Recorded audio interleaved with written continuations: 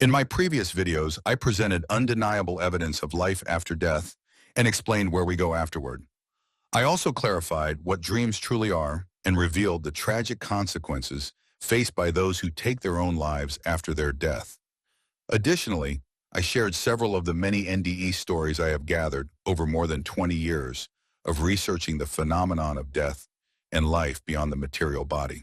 If you haven't watched them yet, I encourage you to click on my channel name and the Videos tab, where you'll find all the content I've created so far. In this episode, however, I will try to answer the question, is it boring in heaven? Let's begin.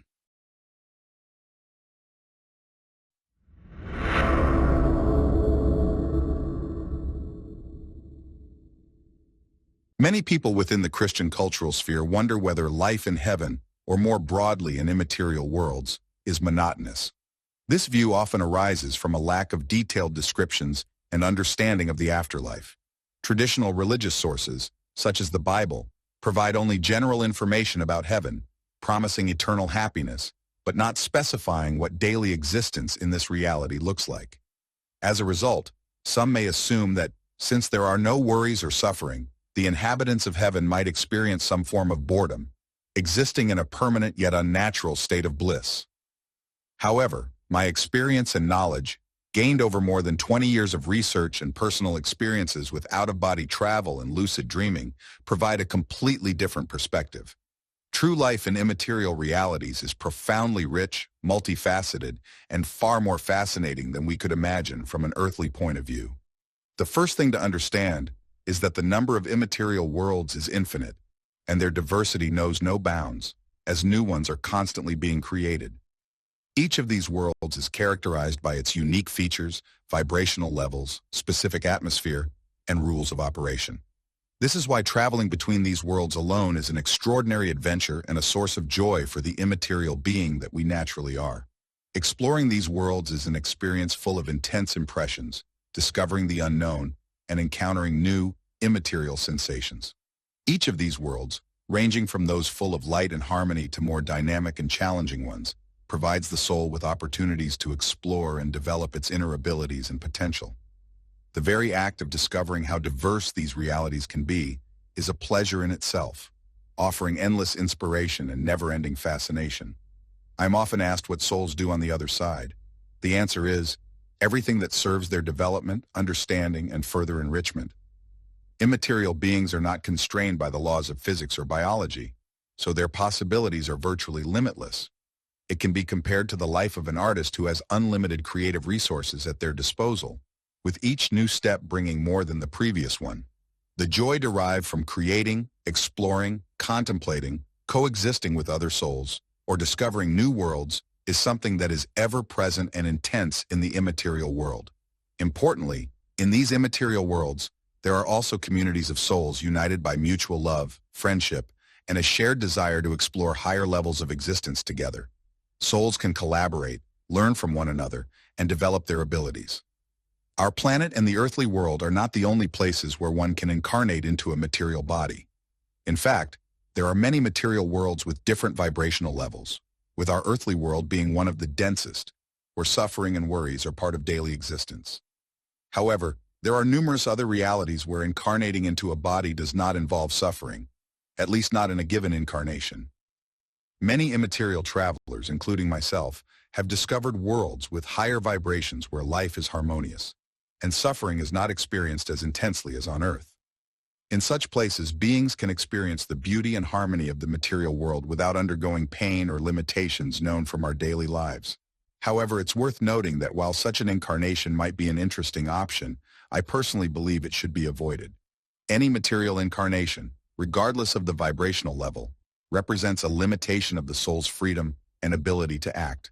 It's also important to distinguish between immaterial worlds that are part of the world of suffering, in which we currently exist, and the immaterial worlds of our true home, which we could call heaven or paradise, using Christian terminology.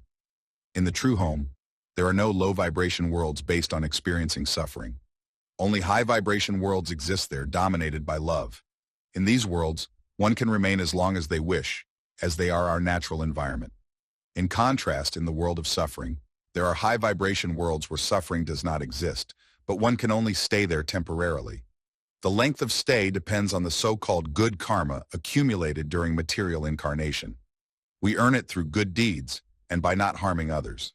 However, after death, if we end up in a pseudo-heaven still within the world of suffering, we will have to leave once our good karma runs out. Then we will have to reincarnate in some material world again, where we will once more experience suffering to varying degrees while trying to gain good karma.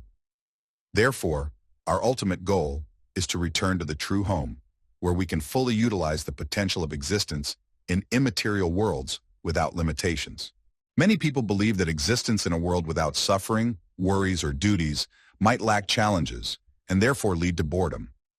However, this assumption is based on earthly experiences, where we often equate activity with difficulties and growth with overcoming obstacles. In the immaterial world, growth and activity do not require the presence of suffering or adversity. On the contrary, existence there is based on joy, peaceful experience of one's nature, and continuous, unhindered development. We must also remember that our state of consciousness in the immaterial world is incomparable to what we know from daily experiences. The high vibration experience there ensures that every moment is filled with an infinite richness of sensations, so intense and profound that they are difficult to describe in earthly terms. Every moment is full of meaning and significance, which eliminates boredom as we understand it in the human context. The key understanding is that our true nature is not physical. We are immaterial, spiritual beings temporarily inhabiting a physical body.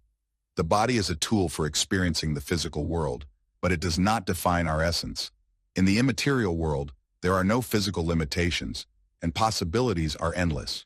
By experiencing ourselves in our full spiritual nature, we discover that it is there, in the immaterial reality, where we feel most like ourselves. In conclusion, the claim that heaven is boring arises from human ignorance and the limitations imposed by our material world. The immaterial reality of the true home, which we can call heaven, offers a wealth of sensations, experiences, and possibilities that surpass our earthly imagination. Discovering our true immaterial selves opens us up to a life full of meaning, joy, and growth. Exploring this reality is our true destiny. It is there, in the realms of infinite freedom and love, that everyone will find their deepest sense of purpose. For those who would like to personally experience what it means to be an immaterial being, I strongly encourage you to embark on a journey with out-of-body experiences and lucid dreaming. In my book, I detail techniques that enable leaving the physical body and traveling through other realities. You will also find knowledge about returning to the true home after the death of the material body. You can find the link to it in the description below the video. That's all for today. Thank you for being here, and see you next time.